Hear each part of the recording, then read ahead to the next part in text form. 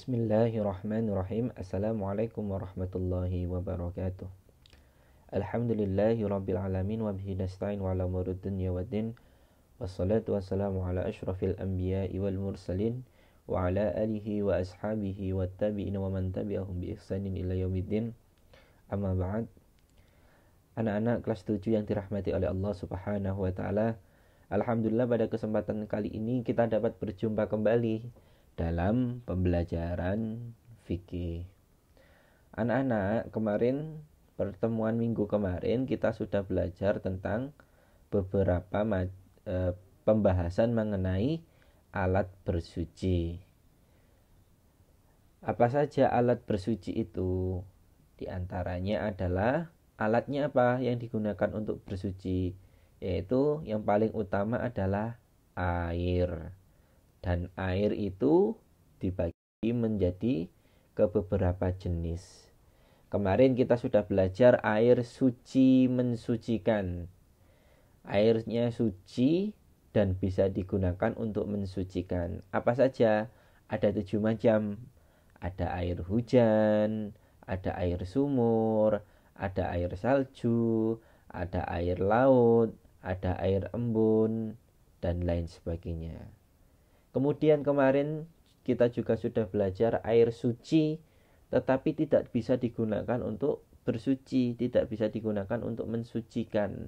Apa saja itu? Yaitu air yang bercampur dengan minuman tertentu. Air bercampur dengan teh, disebut air teh. Airnya halal, boleh diminum, tetapi tidak dapat digunakan untuk bersuci. Itu pembagian yang kedua. Yang pertama tadi air suci mensucikan. Yang kedua airnya suci tapi tidak dapat mensucikan. Kemudian sekarang kita akan belajar jenis yang ketiga, yaitu air mutanajis. Apa itu air mutanajis? Air ini hukumnya haram. Haram diminum dan tidak dapat digunakan untuk bersuci juga. Apa saja itu, Pak? Yang pertama, air yang tercampur najis sehingga berubah warna, bau, serta rasanya. Jadi misalkan kita mempunyai air dalam suatu bak, suatu tempat wadah gitu. Kemudian airnya itu tercampur dengan darah hewan, sehingga warnanya berubah, baunya pun berubah, rasanya pun berubah.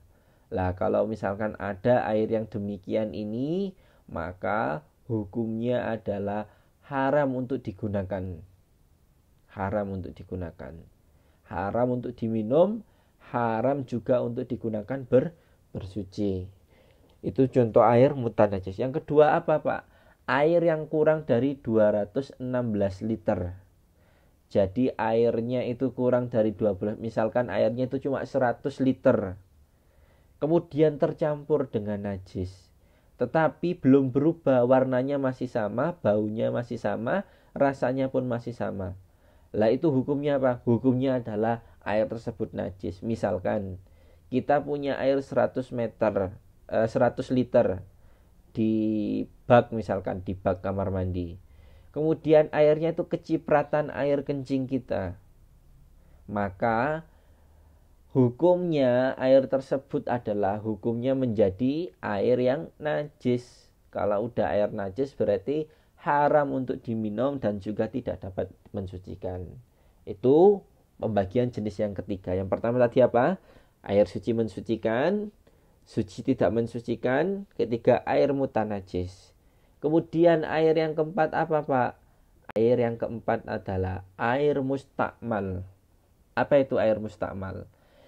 Yaitu air yang kurang dari 2 kula. 2 kula itu berapa, Pak? Yaitu 216 liter.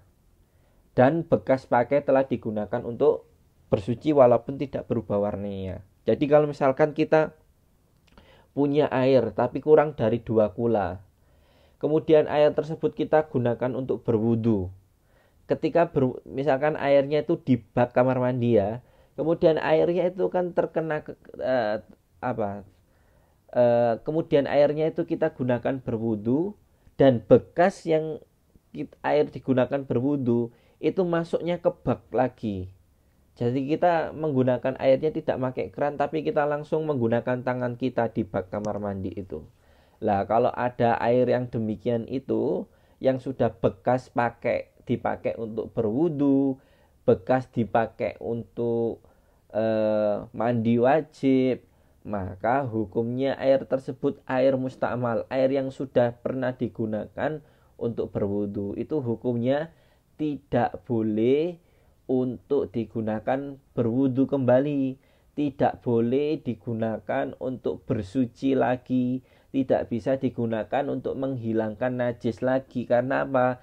Karena air tersebut sudah tercampur dengan kotoran, karena sudah dipakai berwudu, dan ketika berwudu itu airnya bekas berwudu itu sudah tercampur dengan kotoran. Oleh karena itu hukum air yang sudah bekas pakai itu hukumnya tidak boleh digunakan untuk bersuci lagi. Paham ya anak-anak? Itu jenis yang keempat. Kemudian yang kelima ada air musyammas.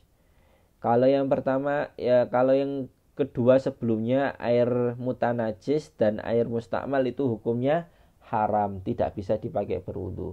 Tapi kalau air musyammas ini hukumnya adalah makruh. Makruh itu apa? Hendaknya ditinggalkan, tapi kalau dikerjakan tidak berdosa. Yaitu air musyammas, air yang sudah terkena sinar matahari dan di mana airnya itu disimpan di suatu tempat yang terbuat dari logam. Misalkan kita mempunyai suatu bejana atau suatu wadah terbuat dari logam atau silver seperti itulah. Kemudian di atasnya kita kasih air, kemudian kita jemur. Lah hukum air yang sudah terjemur, terkena matahari itu disebut sebagai air musyammas, air yang terkena sinar mata, yang sudah terkena air matahari atau terjemur. Hukumnya apa Pak? Kalau dipakai untuk menghilangkan najis, hukumnya adalah makruh. Makruh itu apa Pak? Makruh itu adalah sesuatu yang dianjurkan untuk tidak dilakukan, tetapi jikalau dikerjakan tidak berdosa. Air musyammas masih boleh digunakan untuk menghilangkan najis, tetapi hendaknya air tersebut tidak digunakan. Tetapi kalau memang tidak ada lagi ya tidak apa-apa, pakai air yang musyammas. Bisa dipahami ya pembagian air di sini. Ada berapa? Yang pertama ada air suci mensucikan, suci tidak mensucikan, mutanajis, mustakmal, musyammas. Ada 5 pembagian air. Ini harus kalian hafalkan dan kalian pahami baik-baik. Selanjutnya, kalau misalkan selain air, apakah bisa Pak digunakan untuk menghilangkan najis? Ada benda-benda lain yang dapat digunakan untuk menghilangkan najis atau bersuci. Yang pertama adalah batu. Dulu pada masa zaman Nabi, yang namanya batu itu kedudukannya sama kayak air. Jadi ketika ada 2 pilihan, misalkan menggunakan air atau menggunakan batu, kita boleh milih mau menghilangkan najisnya dengan batu atau dengan air, itu boleh. Tetapi keutamaannya yang paling utama adalah menghilangkan najis itu dengan air. Tapi kalau kita menggunakan batu, apakah boleh? Boleh, karena kedudukannya hampir sama dengan air ketika digunakan dalam menghilangkan najis. Apa Pak syarat-syaratnya? Yang pertama, batunya itu harus berjumlah 3, menggunakan 3 buah batu. Kalau misalkan kita tidak menemukan 3 buah batu, maka tidak apa-apa menggunakan 1 batu. Yang penting apa? Sisi-sisinya itu berjumlah 3, sehingga ketika kita membersihkan najis itu bisa digunakan sisi yang pertama, sisi yang kedua, sisi yang ketiga. Tetapi alangkah baiknya kita membersihkan najis itu dengan apabila menggunakan batu dengan 3 buah batu. Kita cari 3 buah batu, kemudian kita gunakan untuk membersihkan najis. Baik itu najis yang keluar dari lubang depan maupun dari lubang belakang. Itu syarat yang pertama, menggunakan 3 buah batu. Kemudian yang kedua, batu yang digunakan dapat membersihkan. Artinya apa Pak? Batunya di sini itu tidak tajam kayak pisau. Biasanya ada batu yang tajam. Lah kalau batunya tajam, ini berarti batunya tidak dapat digunakan untuk membersihkan. Karena apa? Karena batu yang tajam digunakan untuk membersihkan itu bukannya malah bersih, tapi malah berdarah, malah luka. Itu tidak boleh. Itu yang syarat kedua. Yang pertama apa syaratnya? Batunya jumlahnya 3. Yang kedua apa? Batunya itu tidak tajam atau bisa digunakan untuk membersihkan. Kemudian yang ketiga, najisnya belum mengering.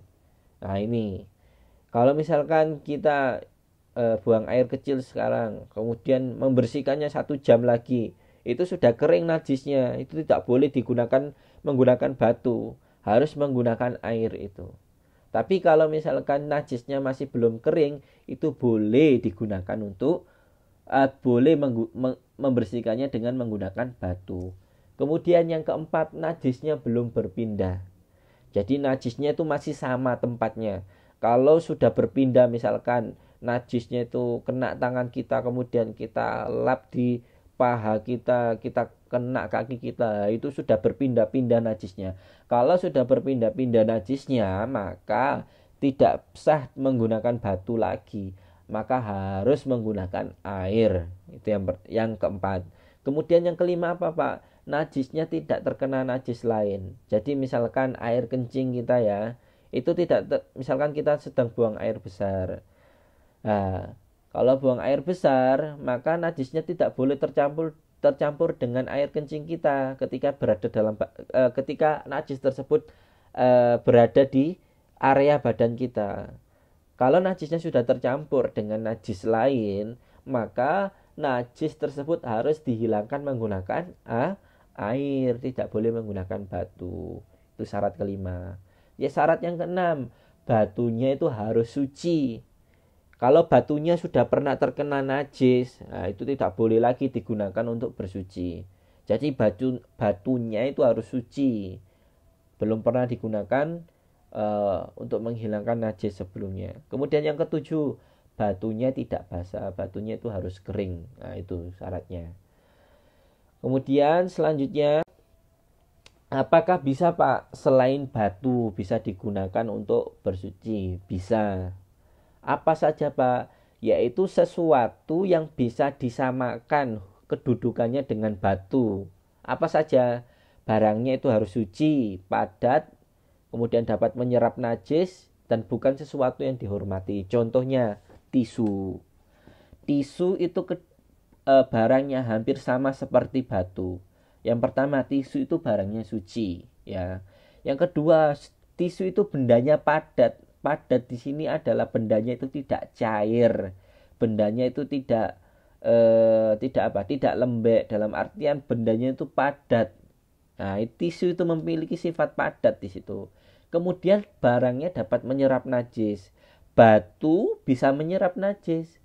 Lah, tisu ini lebih bisa menyerap najis. Dan juga yang keempat, bukan sesuatu yang dihormati. Tisu itu bukan sesuatu yang terhormat dalam artian boleh digunakan untuk apapun. Jadi, barang-barang selain batu, apakah bisa digunakan untuk bersuci? Bisa. Salah satunya apa? Salah satunya adalah yang memenuhi 4 syarat ini. Dan salah satu dari benda tersebut adalah tisu. Kemudian apa lagi Pak? Kayu. Kayu hampir sama sifatnya seperti batu. Barangnya suci, padat, menyerap najis, dan sesuatu yang tidak dihormati. Lah, kalau menemukan benda-benda lain selain tisu dan kayu, tetapi mempunyai sifat-sifat 4 ini, maka benda tersebut hukumnya apa? Boleh digunakan untuk bersuci. Baik anak-anak sekalian, mungkin cukup sekian yang bisa saya sampaikan. Wabillahi taufiq wal hidayah wa ridha wal inayah. Wassalamualaikum warahmatullahi wabarakatuh.